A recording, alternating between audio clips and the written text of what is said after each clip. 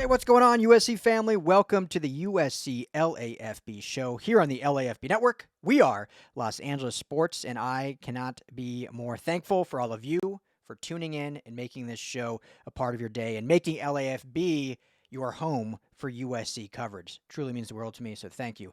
Fun show today. I plan on just talking recruiting. USC did unfortunately suffer its first decommitment. I'm going to talk about why no one should panic. Plus, a 5-star elite recruit shuts down his recruitment. That's a big win.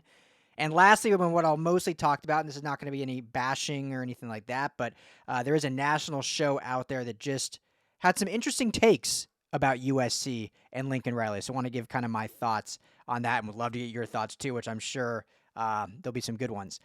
So let's get all into it. But first and foremost, depending when you listen to this, I just want to give a huge shout out to all the moms out there. Mother's Day just around the corner. Recording this on Friday, so obviously 2 days away from Mother's Day. Happy Mother's Day to my amazing mother. Happy Mother's Day to my amazing wife, mother of our daughter. Everything moms do for us, they make the world go round, right? Most powerful people in the world are moms, and so blessed to have them in our lives. So make sure you treat your mom, your wife, your spouse with respect, with love, shower them with gifts, whatever they want to do on Sunday and every day, really. Mother's Day should be every day, not just May, whatever it falls on, the second Sunday of May or whatever. So, yeah, huge shout out. Happy Mother's Day to obviously all the Trojan moms out there, but all moms across the world. So, thank you. All right, first, so Cohen Brown, 3-star wide receiver, ends up decommitting today out of Texas. And, I'm not going to spend a ton of time on it. I did write an article up on LFB Network that you can go and check out. This was his statement that he put out.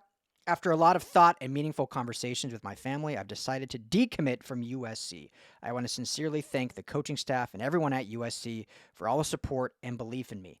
I truly appreciate everything they've done. At this point, I feel it's best for me to reopen my commitment 100%. Thank you all for understanding and for the continued support. It means a lot. So USC still sits with 4 receivers in this class. They're pursuing quite a few more. I've said many times, I know everyone doesn't agree with this. I believe they'll finish this class with 5 or 6 wide receiver commits. They were at 5. They dropped back down to 4. I think there's still big pushes out there for names like Vance Spafford and guys like that. I know he's committed to Georgia, but pushing for guys to eventually, flip. Madden Williams at Texas A&M commit from St. John Bosco is another name. So this to me, and this is just my opinion, I haven't talked to anyone yet about this. I hope to over the weekend. It almost feels like it was maybe a little mutual. I'm not saying for sure, that's just my opinion, but I feel like for USC specifically, and I think Cohen Brown, everything I said about him before, I think he's a tremendous athlete. He's got obviously tremendous speed, good size, looked like he was going to play in the slot based on the recruitment by Chad Savage. Still think he's a heck of a player and is going to end up at a heck of a program. Would have loved to see him here. But I think USC, with who they have and who they're going after, not sure if they went and said, hey, we appreciate you, we love you, but I think we're going to go a different direction, or if it's one of those where it just kind of worked out that Brown says, you know what, I want to stay closer to home. In my opinion, I think he'll end up somewhere at Texas. SMU and Baylor have been recruiting him hard. And USC is kind of like, okay, this actually works out better. When you look at Luke Weaver, who just committed, this past, last weekend, a week ago, he's bigger in size than Brown. Brown's about 6'1", 180. Weaver's like 6'3", 205. So bigger body. But in terms of a 100-meter dash is actually faster. Brown ran a 10.69, and this past spring, Weaver ran a 10.68. So you get bigger frame and faster. I know that's basically the same. I mean, that's a super similar time.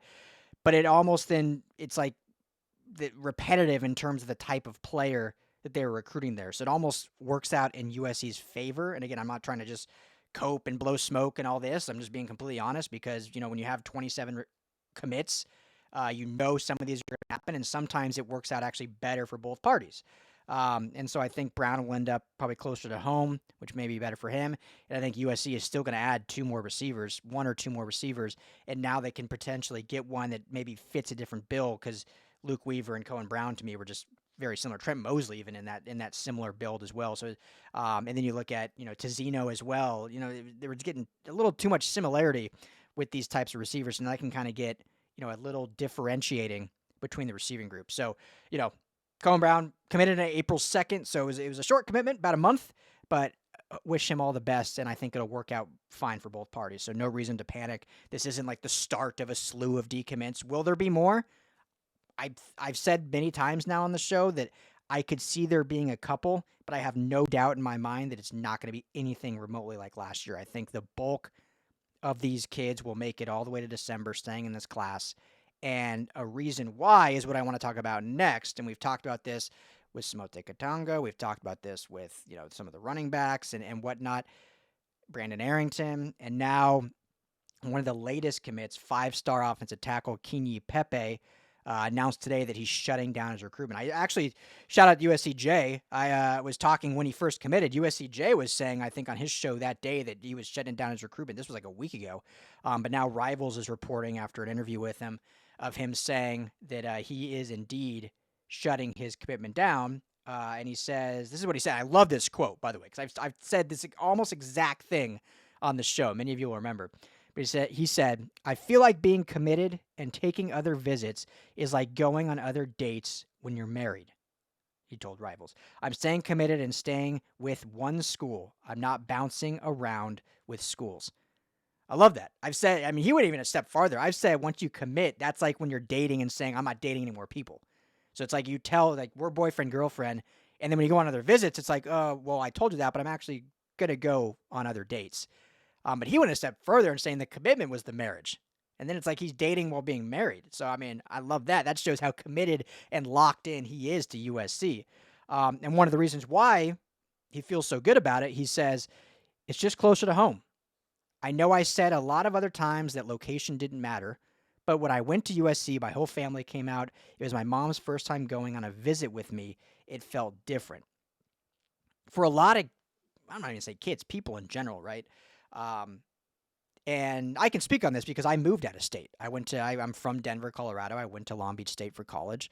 And that was my decision that I was ready to get out of the nest, right? Ready to be away from home. And I think there is a certain amount of people that I don't want to say value, but desire that. They want that. They kind of want that independence of being out on their own.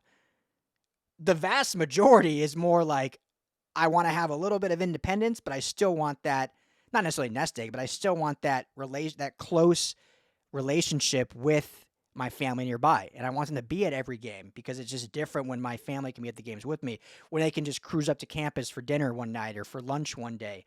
And when you live across the country, sure, most of these families end up making it to the games, but that's the only time you see them, and it's quick. And so it is different when you play for the hometown school in whatever state people live in. And Pepe obviously goes to school in Florida, but he's a Southern California native. And so I think that is huge for a lot of these kids.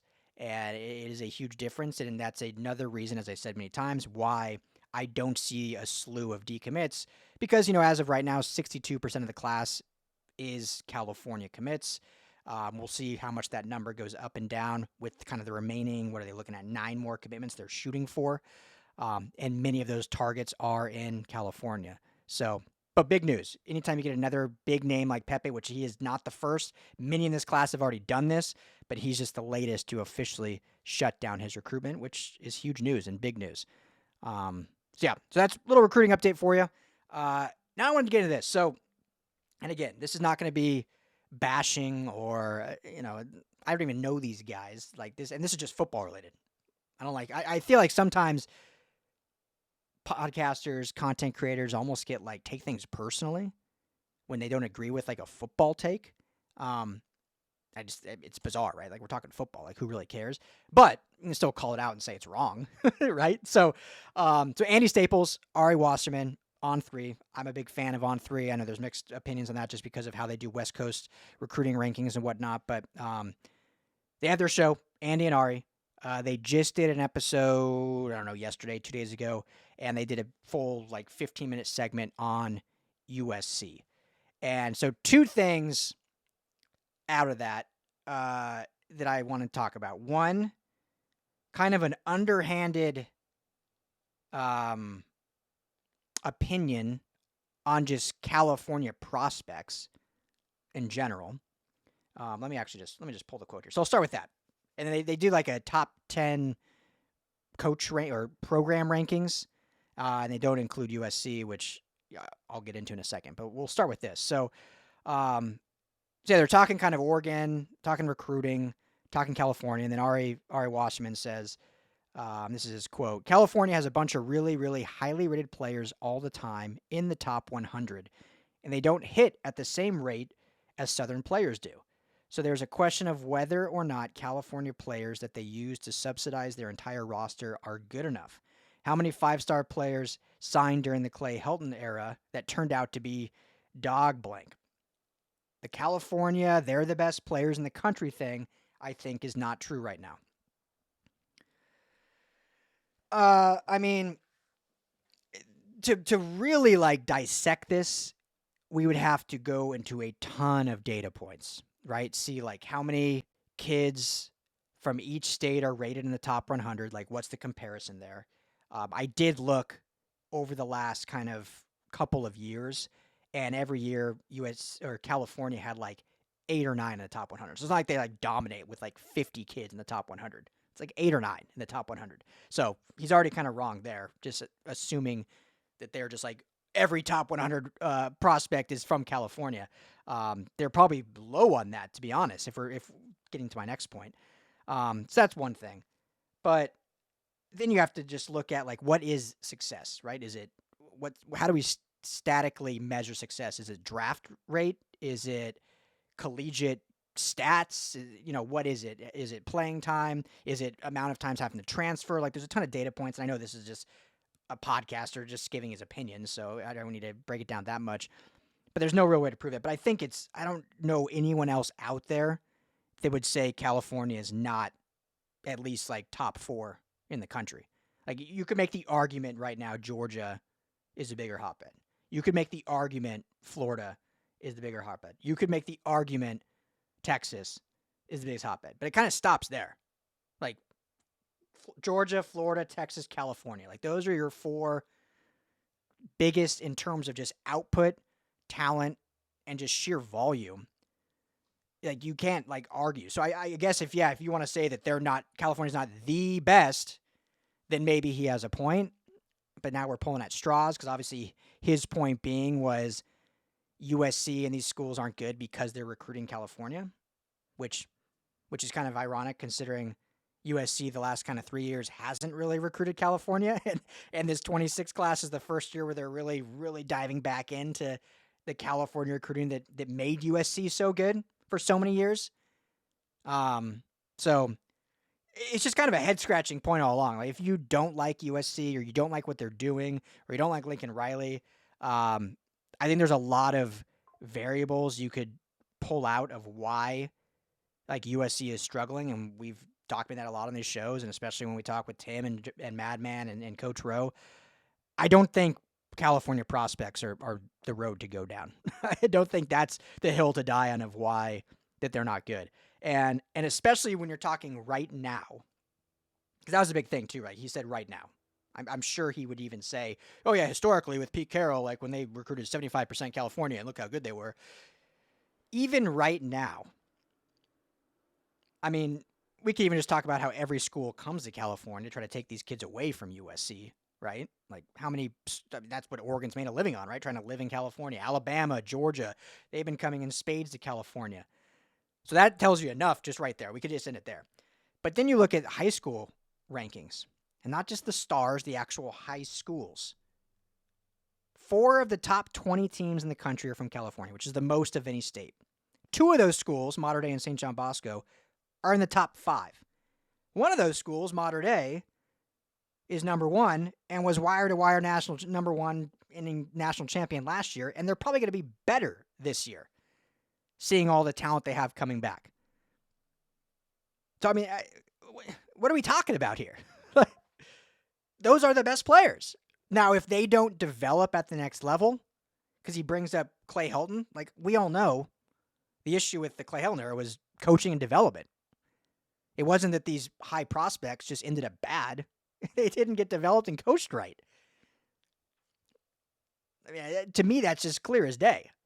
And this is, I've said this before, this is why it's hard when national pundits, national analysts try to go real niche within a specific team or program. And it's hard. So I'm not saying this as a bad thing.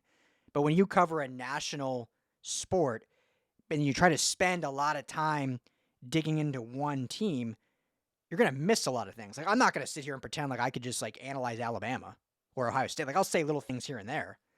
But obviously what I know is USC because I cover them day in and day out. I'm at the practice facility, talk to the coaches. I've never talked to Brian Kelly at LSU before. Never talked to Mario Cristobal in Miami. So like, yeah, I might have an opinion, but I never want to usually say it as this is like actual fact. And so when national guys do that about specific, and this doesn't just happen to USC, this happens all over, you really have to take it with a grain of salt because it's like you can only comprehend so much sometimes when there's, I mean, just within the Big Ten and the SEC, you're talking about what, 40, 38 teams you got to think about, plus the ACC, plus the Big 12, plus any of the, anyway. So that was one thing. I just thought that was interesting. Let me know what you guys think. I mean, I just think to me it's pretty laughable to kind of say California high school prospects are not actually that good. So I think pretty much 98% of the country would say like, no, yeah, they're probably one of the top hotbeds of football players in the entire country. I don't think that's like hard to fathom. I think everyone would agree with that. So that's why when I heard this, I was just like, wait, what? That's what you want? Like, there's so many things you can go after, so many issues you could talk about with USC, but that's the one you want to go with? So anyway, fascinating. The other thing quickly I'll talk about is they have came up with this list, and it came out a few days ago when they talked about on the show, top 10 college football jobs. And I only listened to the USC segment, so I don't know if there was any context before, any explanation before, because they kind of dove into it back and forth on this segment. But I was having a hard time understanding maybe what their differentiator, or like how they were defining the top 10 college football job. Because there had to be some factor in there that maybe I was missing. Because to me, it made no sense. Like, and one of the hosts kept saying like, if you think USC is a top 10 job, then you're saying Lincoln Riley is doing a good enough job. And I don't understand, like, if he's ranking the top 10 programs right now in terms of like an AP rank, a college football rank, that's different. But if they're ranking it as like a desirable job that a coach would want, it doesn't matter if Lincoln Riley is having success or not. Every coach in America still wants the job probably. So anyway, neither of them include USC. They both include LSU. Ari Washman includes Oklahoma. I'll put a screenshot up on the screen so you guys can see. But for those listening, I'll read really quickly. So Andy's top 10: Georgia, Ohio State, Texas, Oregon, LSU, Notre Dame, Alabama, Michigan, Clemson, Penn State. Wasserman's Texas, Georgia, Ohio State, Oregon, Texas A&M, LSU, Alabama, Michigan, Notre Dame, Oklahoma. So, again, I was just confused of if there were parameters for this, because the way I was understanding it is they're literally just ranking the 10 best jobs. Like, if you're a football coach and you can pick any job in college football, these are your top 10. Like, that's how I take it. I think that's what they meant. Let me know if you guys saw it differently. And to me, and I'm not even I didn't grow up in LA. Like I said, I grew up in Denver. I've lived here now since 2008, so 15 years or whatever. I don't see how anyone would ever say USC is not in that. When you look at the history, the tradition, the winning, even though it's been 15 years, like, still. the location, the alumni, the facilities that are, even the facilities that weren't up to par are still not terrible. Like, I've been John McKay Center. Yeah, they're not what they're going to be. It's not like a dump. Playing at the Coliseum, one of the most historic stadiums in all of the world. Like, I can't fathom. And maybe because I'm newer, and by newer I mean like 4 years, newer to college football coverage, but I really can't fathom like not including USC as one of the top 10 most desirable jobs in college football. And again, I was just so confused because if you watch the segment, Andy keeps saying, if you think it's a top 10 job, and he's not saying to me, obviously, if you think it's a top 10 job, then you're saying Lincoln Riley is doing a good enough job. What does it have to do with anything? If we're just, again, unless I'm missing something. And if he's using that argument in some weird way that I don't understand, how do you include LSU and Brian Kelly? They've virtually had the same output. How do you include Oklahoma and Brent Venables?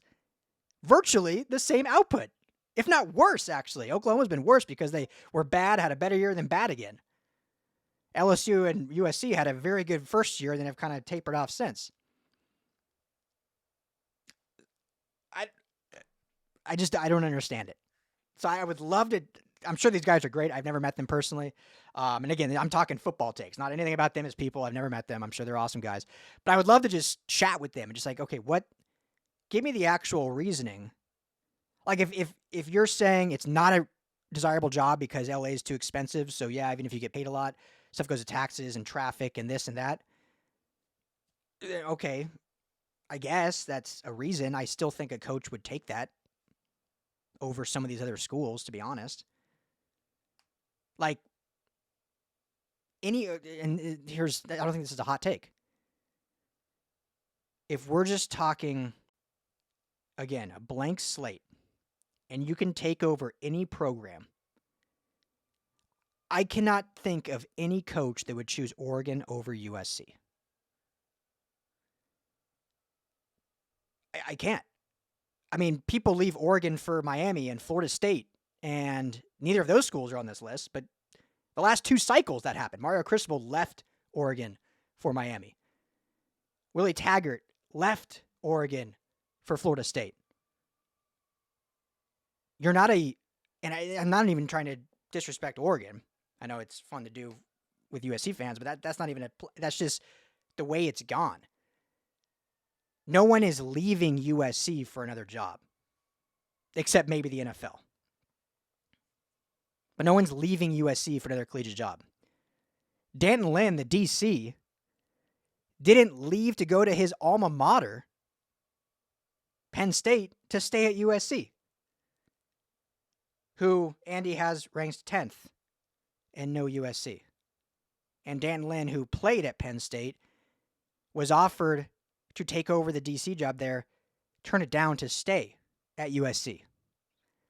Chad Bowden, one of the rising general managers in college football, was at Notre Dame. Just went to the college football playoff with a roster that he helped construct. Notre Dame is on this list both times for both guys.